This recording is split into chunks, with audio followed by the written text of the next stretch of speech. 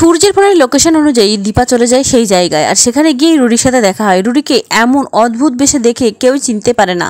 আমরা দেখতে পাবো সূর্যের ফোনের লোকেশন অনুযায়ী দীপা, সোনারূপা সবাই মিলে সেখানে গেলে সেখানে সূর্যের ফোনটা পাওয়া যায় এবং সেখান থেকে তারা সিসিটিভি ফুটেজ দেখে গাড়ি যেদিকে গেছে সেই দিকেই পিছু রাখে। লাবণ্য আর সূর্য যে গোডাউনে বন্দি ছিল সেই গোডাউনের বাইরে থেকেই তারা ঘুরে বাড়ি ফিরে আসে। অন্যদিকে দেখা যায় জয় সে কান্না করতে থাকে, মেঝের মধ্যে একা বসে থাকে। হঠাৎই উর্মির ফোনটা দেখতে থাকে। উর্মির ফোন দেখতে দেখতে হঠাৎই উর্মির ফোনে লাবণ্য আর সূর্যের ছবি পোস্ট করা হয়। সেটা দেখেই জয় চিৎকার করে। জয় উর্মিকে ডেকে পাঠায় এবং বলে, উর্মি দাদাই কোথায় আছে বলো, এখনও ভালোই কথাগুলো বলো।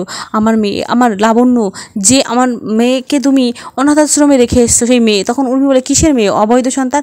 তখন জয় চিৎকার করে বলে, হ্যাঁ অবৈধ হলেও সে আমারই মেয়ে, আমার সন্তান লাবণ্য। তুমি তার সাথে এত অন্যায় করেছো। আমি জানি এই সব কিছুর পিছনে তুমি আছো, তুমিই করেছো সব কিছু। বলো বলছি উর্মি, বলো আমার দাদাই, আমার মেয়ে কোথায় আছে? উর্মিকে জোর করলে উর্মি সেখান থেকে চলে যেতে গেলে জয় চিৎকার করে বলে, উর্মি আমি কিন্তু এবার তোমাকে ছেড়ে কথা বলবো না। তখন আমি লক্ষ্য করেছি উর্মি, তুমি কুন্তলার সাথে কিন্তু বাইরে গিয়েছিলে। কি কথা বলেছো কুন্তলার সাথে? তোমরা দুজন মিলে এইসব কিছু করেছো তাই না?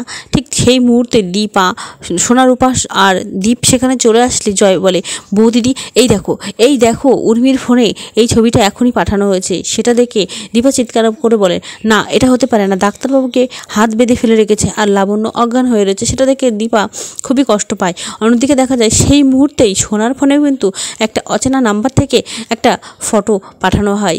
সেই ফটোটা যে গোডাউনের সামনে থেকে তারা ঘুরে এসেছিল সেই গোডাউনের ছবিটাই সোনার ফোনে পাঠানো হয়। সেটা সোনা তার মাকে দেখায় এবং দীপা বলে, এইখানটাতে তো আমরা ছিলাম, এইখানটা থেকেই ঘুরে এসেছি, তবে কি ডাক্তারবাবু আর লাবণ্য এখানেই আছে? এই বলে দীপা বলে, আর দেরি করা যাবে না, আমাদেরকে এখনই বেরোতে হবে। তখন রূপা বলে, মা ঠান্ডা মাথায় ভেবে দেখো, একা গেলে অনেক বিপদ হতে পারে। ওইদিকে অবিনাশ বলে, হ্যাঁ রূপা একদম ঠিক বলছে, আপনি যাবেন, অবশ্যই যাবেন, কিন্তু আপনি একা যাবেন না, আমরা সবাই আছি, আর আমরা পুলিশ নিয়ে ওই জায়গাটাকে ঘিরে ফেলেছি, চিন্তা করবেন না, ওদেরকে খুঁজে বের করা যাবে।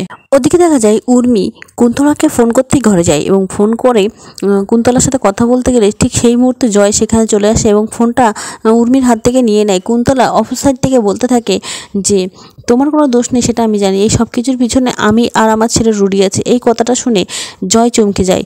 জয় বুঝতে পারে রুডি মারা যায়নি, এতদিন যা কিছু হয়েছে সব ওই কুন্তলা আর রুডির প্ল্যান অনুযায়ী হয়েছে, বৌদিদি খুন করেনি। কুন্তলা আরও কথা বলতে থাকে, উর্মি তুমি না থাকলে হয়তো এত বড় খেলা আমি একা হাতে সাজাতে পারতাম না, তুমি অনেক হেল্প করেছো আমাদেরকে। এই সব কথা কিন্তু জয় শুনে নেয়। জয় দীপাকে সব সত্যি জানিয়ে দেয়। তবে কি বন্ধুরা, দীপা এবার সব সত্যির পর্দাফাশ করতে পারবে, বাঁচাতে পারবে পুরো সেনগুপ্ত পরিবারকে, ছোট্ট লাবণ্যকে, সূর্যকে? সেটাই জানতে হলে আমার চ্যানেলটি সাবস্ক্রাইব করে আমার পাশে থেকো। ধন্যবাদ।